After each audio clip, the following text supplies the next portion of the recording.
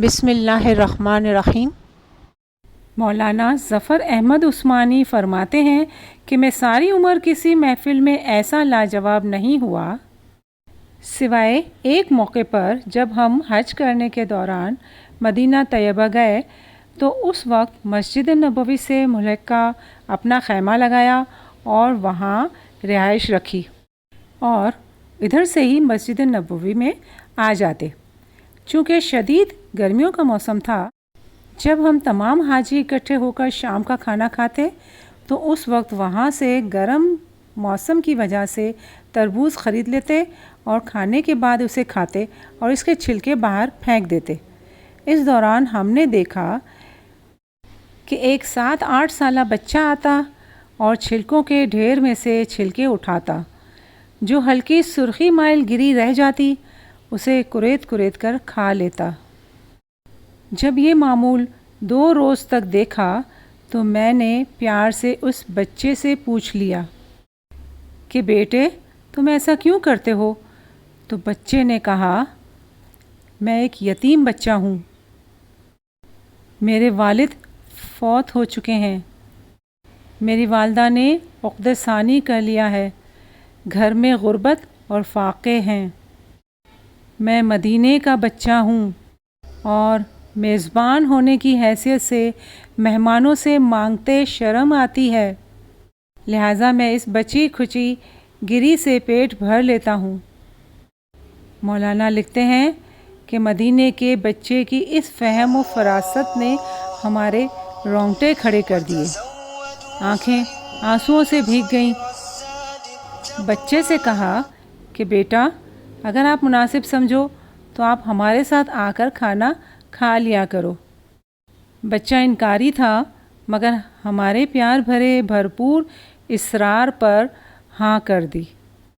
مدینے کا یہ بچہ روز آ جاتا، ہمارے ساتھ کھانا کھاتا۔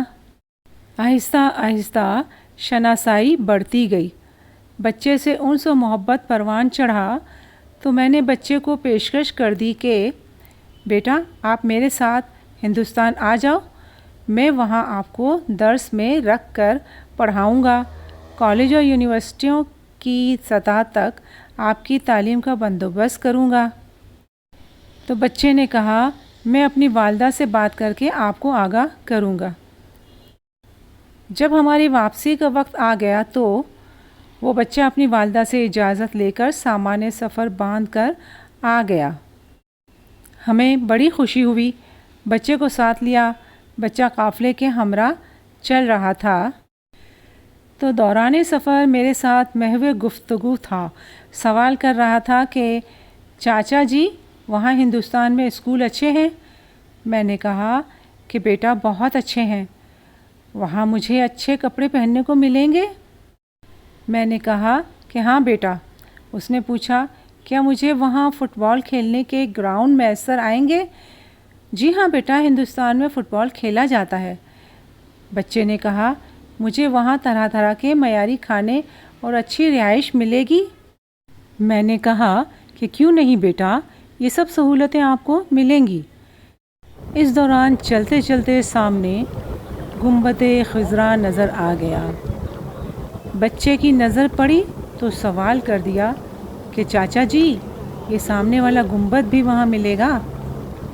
میرے پاؤں سے زمین نکل گئی، بچے کے اس سوال نے مجھے لاجواب کر دیا اور میں نے تڑپ کر کہا کہ بیٹا اگر یہ گنبد وہاں مل جاتا تو مجھے یہاں آنے کی کیا ضرورت تھی؟